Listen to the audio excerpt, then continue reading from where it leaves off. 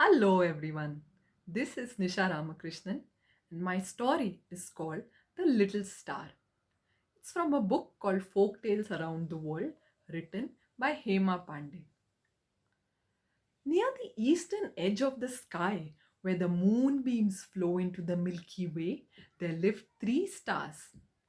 They were born at the same time but were very different from each other. The first star shone a bright red. The second star was a beautiful blue, and the third star, the smallest of them all, hardly had any light or any color. It could barely even be seen. As evening fell, the stars would wash their faces and change into their fresh white clothes in order to sit on their stools and sparkle as brightly as they could. But before they could do that, they all had a task to do. They had to fetch a bucket of water from the fresh sparkling water of the Milky Way. This water was for them to wash and have breakfast, prepare their breakfast the next morning. One such day, the three stars set off with their buckets to the river of the Milky Way, and they carefully filled their buckets with water while the evening sun shone red in the sky. Its reflection was visible in their buckets. Oh, look how beautiful it looks, said the red star. Yes, it seemed as if the sky is on fire, said the blue star.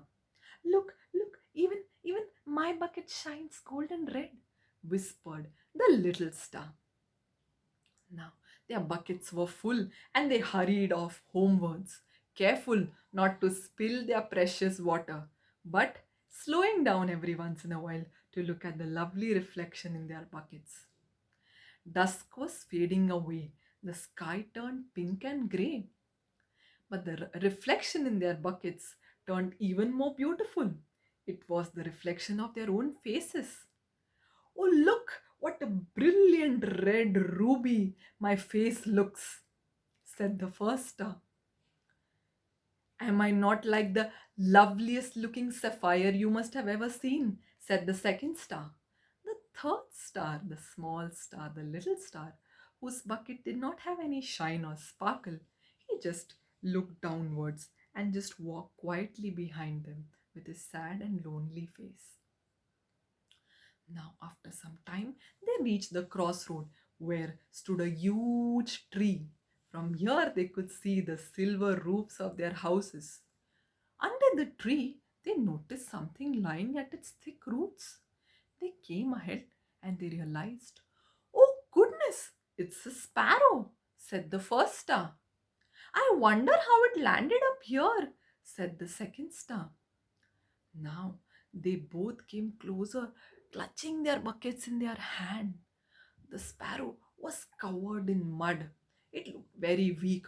It opened its beak slightly and closed it again, and it lay helplessly on its side. Poor little thing, said the first star, the red star. But yes, I feel bad too, said the blue star. Now, the third star, the little star who was watching all of this quietly, he came ahead and he spoke softly. I will clean and wash the feathers of this bird and will give it some water to drink. What? Asked the red star. Isn't this water meant for your washing and breakfast tomorrow morning? Of course it is, said the blue star indignantly. Besides, the feathers of this bird are caked and dried up. You will have to exhaust your entire bucket of water to clean her up. There will be nothing left for you. It was getting dark and the stars had coming out was started to come out one by one. The red star and the blue star were really impatient to go back to their homes. But the little star, it just came ahead and it started washing the feathers of the bird softly. The red and the blue star, they looked at each other and they hurriedly sped off. Meanwhile, the little star softly wiped the feathers, saying, look how dusty this poor bird has got. It took some water and it poured into the beak of the bird. And that's when the bird shook its legs, opened its eyes, and looked gratefully at the little star. And then it said, "Thank you, thank you, thank you so much, little star." And it fluttered its wings and it flew up and above into the sky. The little star, with some distress, looked at the empty bucket in his hand, and he set off again towards the Milky River of the Milky Way. But now the river bank was dark and lonely. Trembling with fear, the little star, he bent ahead and he tried to get some water in his bucket. And that's when he slipped and he fell into the river, into the starry waves of the gleaming river. And then he thought, "Oh, I'm going to drown now. I'm going to drown now," as he bobbed up and down on the water of the river. That's when he heard a beating of the wings and the merry chirrup, chirrup, chirrup of the sparrow. It was the sparrow itself, fluttering its wings above him and going up and down, desperate to save the little star. That's when Lord Buddha, he glanced over the glistening Milky Way. He stretched out his hand and he picked up the little star and picked up the little sparrow, and he told his followers, "Look at both of them.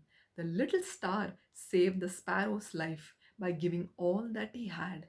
And this frail little sparrow, she didn't care about her own safety as she wanted to save the little star.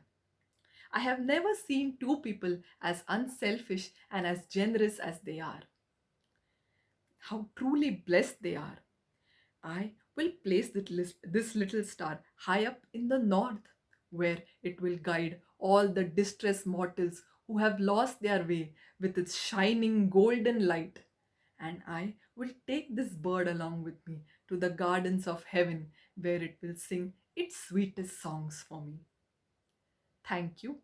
Hope you enjoyed the story.